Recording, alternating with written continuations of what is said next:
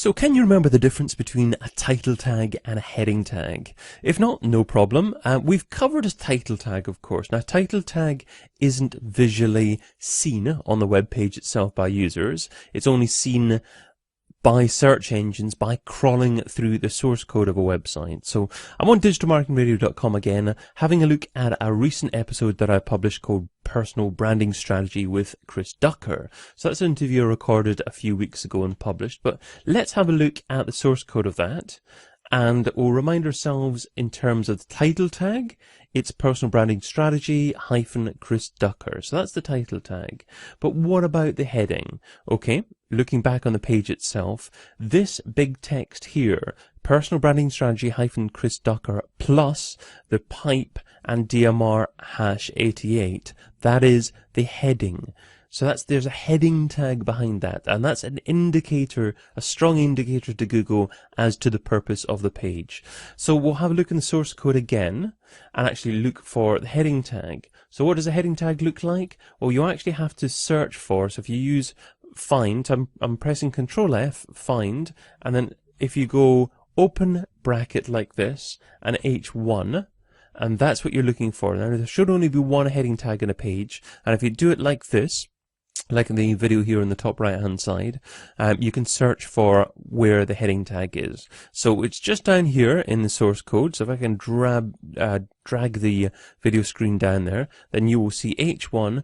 Don't worry about this piece of code there as well, because that's just a little bit of extra notification really to search engines, but this bit is what you're looking for here, and that is the heading. So that's actually the heading tag, and you can see where DMR #88 comes in there as well. Okay, so that's H1 in the source code, but is also visually seen on the web page, and generally it's the biggest text on a web page unless it's styled otherwise. So a heading tag is the most significant on-page factor when it comes to SEO. So it's important that you incorporate your target keyword phrase within your heading tag. So my target keyword phrase for this particular page is either Personal Branding Strategy or Chris Ducker, because Chris Ducker's a fairly well-known chap online. So it would be great if I can get this page launched and available fairly high in Google for either of those phrases.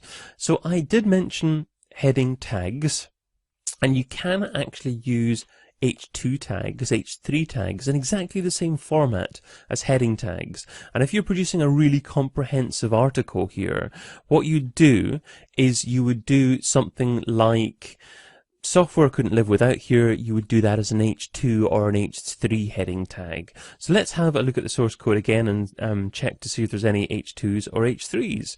So up to find here again, Control F, and we will search for H2s. Now there's not H2s, but there is H3s, and that's what I've used to style the subheadings there. So that's decent practice there as well. You've got software couldn't live without there as well. And if you have a look again up here, you can see there's 4 mentions of H3s.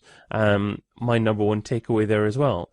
So ideally, this is an absolute best practice, because ideally what you do is you continue along a theme on a single page. So this would be a page about personal branding strategy, and perhaps this subheading would be something like looking deeper into personal branding strategy for smaller businesses, or something like that. So you'd perhaps add the keyword phrase or a related keyword phrase within the subheading and continue to write about that.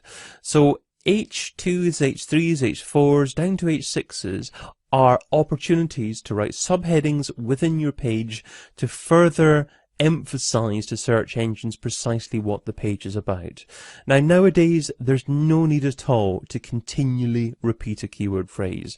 And in fact, in terms of optimization, just include it once in your title, in your meta description, in your H1, and somewhere within your body content, and then write naturally around that. Write lots of decent text that isn't available elsewhere online, and that's your best way of optimizing now. Of course, apart from doing off-page SEO as well. But we'll get into that as well. But hopefully that gives you a summary of what heading tags are and what they're used for and why they're important to incorporate your keyword phrases in there.